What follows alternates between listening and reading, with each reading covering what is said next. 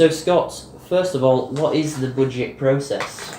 Hi George, thanks for inviting me along today. Really appreciate the opportunity to speak about the budget.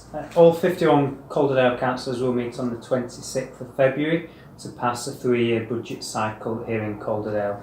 Council spends somewhere in the region of about £250 million per year on services, and this budget will be finalised on the 26th.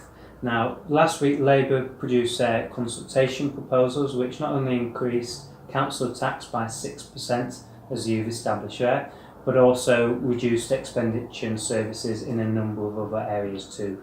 Now, as a Conservative group and leading opposition on the council, what we're doing is considering our own proposals, a number of radical proposals to really improve services here in Calderdale and make sure people get value for money, and we'll be tabling those at the Budget Council meeting for discussion. Sure, so obviously people are facing a 6% council tax increase. People are struggling out there. I'm just wondering, number one, can people afford it? And then number two, is a 6% increase justified?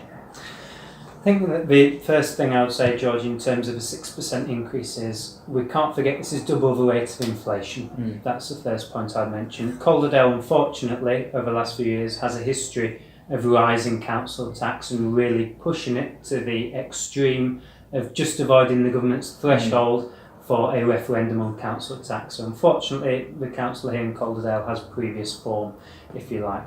What I would say is I've had a number of people, not just in my own ward of Brighouse, but across Calderdale, phoning me and phoning other Conservative colleagues to really express their disappointment in this proposed 6% rise. People are still struggling with household budgets. Everything seems to be going up at the moment, and people are asking, as far as council services are concerned, what they get at the moment, let alone with this additional 6% rise coming in.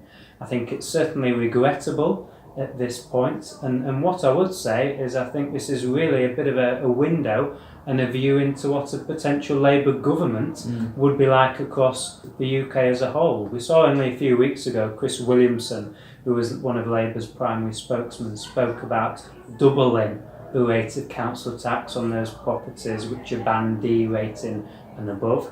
We also know the previous Labour government under Blair and Brown between 1997 and 2010 doubled council tax as well. So people across the country are seeing Labour councils really radically increase the rate of council tax, and I think people are rightly asking, is this what we can expect from a future Labour government? And I think all the noises coming out of the Labour Party at the moment about tax, about increasing the deficit, the debt, and such similar things would suggest that this is exactly what we can expect from Jeremy Corbyn, John McDonnell and the future Labour government. It's interesting, you've touched on a slight ideological position, and I know that's what it is. The phrase tax and spend comes to mind, quite literally taxing to the hills and then spending equally. So it's quite interesting there. And of course, possibly, would you agree that central government, the Conservatives, are introducing measures such as personal allowance, the increases in personal allowance, abolishing stamp duty. Which is really improving the lives of people on low incomes. Exactly, abolishing stamp duty for first-time buyers.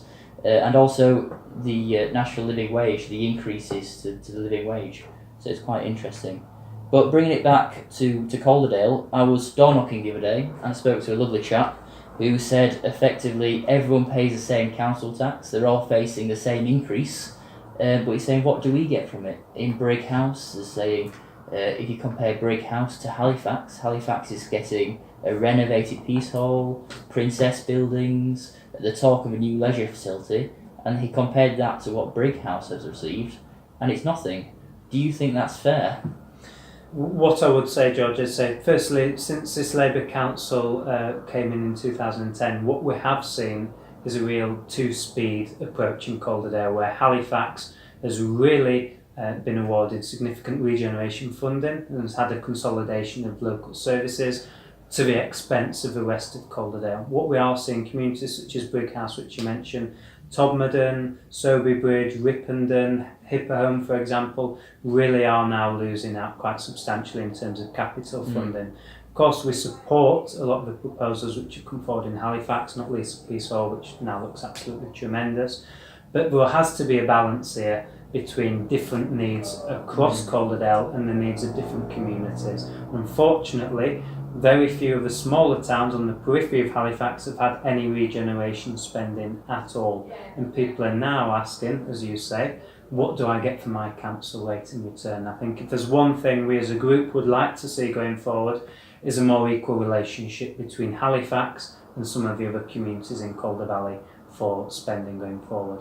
Classic example, just going slightly on a tangent, was the winter gritting crisis in Calderdale, which was on the regional media for a number of days, where the council changed the winter gritting routes, really cut back the services, but again, it affected Calder Valley and some of those smaller towns in this borough rather than Halifax. And people pay the council tax year in, year out, and have seen the services reduce. And I think the relationship now needs reevaluating. It's interesting, and I think it's your job and my job as well to ensure that we really do shout loudly about this, because I know we were door knocking in Elland at the weekend, and the amount of doors we knocked on and people said, we need regeneration in Elland town centre. We do, Elland particularly. Yeah, we've lost the swimming baths, and what do we get? We're paying council tax and we get nothing for it. So I think it's possibly our responsibility to ensure we do shout loudly about this. But obviously people will ask the question, because in 2010 the Conservatives inherited a massive issue. The debt was extortionate, the deficit was vast, and therefore they had to make budget savings, and one of the budget savings was reducing council's income.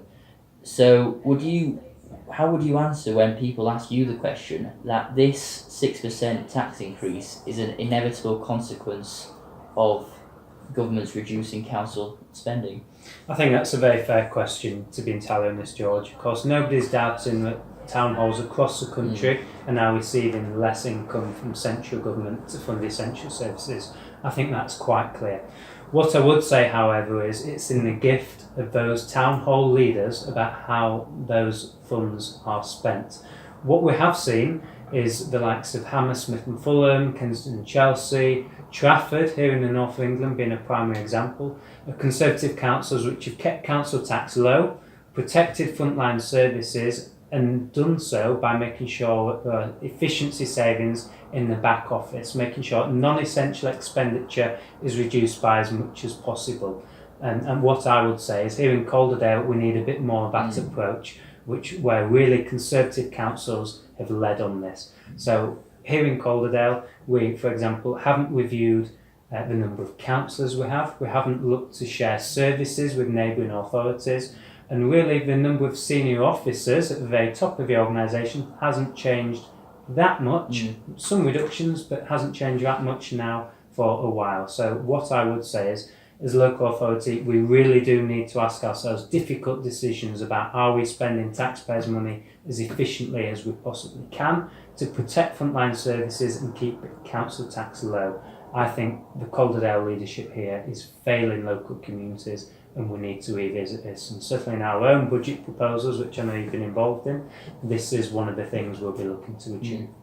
It's interesting you mentioned efficiency savings, and I know because I was there, you proposed a motion to basically cut the number of councillors, as you've just insinuated. We did, several weeks ago. And also the election cycle, to bring the election cycle to make massive cost savings. But I know that was voted down, so I'm just wondering, is it fair that essentially councillors and like you say backroom staff are not cutting their budgets, but residents out there are facing a 6% tax increase? I absolutely agree, George. I think all elements of the council need to be reviewed to make sure they present value for money for the taxpayer. Here in Calderdale we have 51 councillors. The size of each ward in terms of the number of electors is roughly half of what it is in neighbouring Leeds and Bradford, for example, and I see no reason whatsoever why we can't reduce the number of councillors, which by the way would save approximately £150,000 or £160,000 per year, and we can't use that funding elsewhere to protect frontline services for the public. I think it's really an issue of hypocrisy, and I don't use that word lightly, coming from the Labour and Liberal parties here in Calderdale, who speak about the funding from government reducing, say they have no option but to increase council tax and reduce frontline services, but then aren't willing to look at the difficult decisions like reducing the number of councillors, because there are so many different areas where we can review and reduce to make sure those frontline services are protected. looking at the number of councillors being a classic example, and that's really something we should be doing to make sure we offer value for money.